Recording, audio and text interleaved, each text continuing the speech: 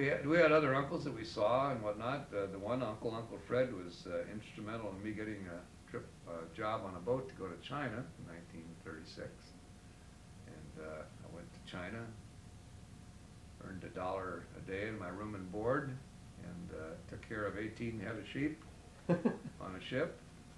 Was it? On the boat deck. There were 4 rams and 14 ewes, and I had a hell of a job keeping the rams away from the ewes, because we were 30-some days at sea, and those sheep had been on that deck for 40 days, because by the time they loaded them and got them unloaded over in Shanghai on the Yang Foo River,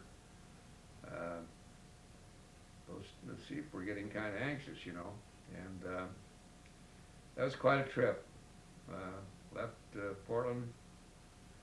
Actually, we sailed out of St. Helens, Oregon, right on the lower part of the Willamette there, below Portland. And we had 5 million feet of railroad tie and other wood on that boat. And we were down in the water. She was a ship about 450 feet long and about 50 feet wide, something like that. It had been built during the First World War, and so it was a vintage of 1914.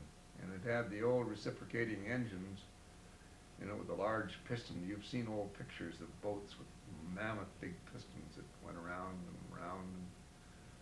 Big boiler. God, you could drive 4 cars in it, you know. And it was a monstrous ship as far as I was concerned. Now they make them 900 feet long, but at those days, that was a good-sized ship. And we took that. We had so much lumber on that boat. When we got out in storms, everything was awash. The waves would roll right over us there. And that's the way we went to China on a slow boat. It was and the best it could do was 10 knots an hour. That was full speed ahead with the wind behind them, you know. So we were a long time at sea, and I had those sheep were pretty tough to confine in an area about as big as this little room here. See, 18 head of sheep. I had to separate the rams from the ewes because they didn't want any of them pregnant when they got over there, you know. And so I always think of that thing. I probably was the only seagoing sheep herder that ever left Oregon. And I didn't know much about other than being on a farm and being around some cows and horses as a kid. I knew that much. I knew one thing: you had to keep the sheep clean, and you had to haul up straw and water from the holes, you know, down in the ship, and it was a big job to bring it up to the boat deck, which was above the main deck, and it was a hell of a job pulling all that stuff up there. So you'd bale of hay, pull it right out of that hole down there about 40 feet, you know. For $1? $1 a day in my room and board. So I got it all up there, and I'd clean the pens out about 3 times a week, and I'd take all that straw and sheep manure and get it over toward between the boats, the lifeboats on that boat deck, and throw it overboard. Well, I hadn't been to sea before in my life, and I didn't know much about the wind, and so it was a beautiful day, and they were about to change course on the ship, but I didn't know that. They were bringing her about.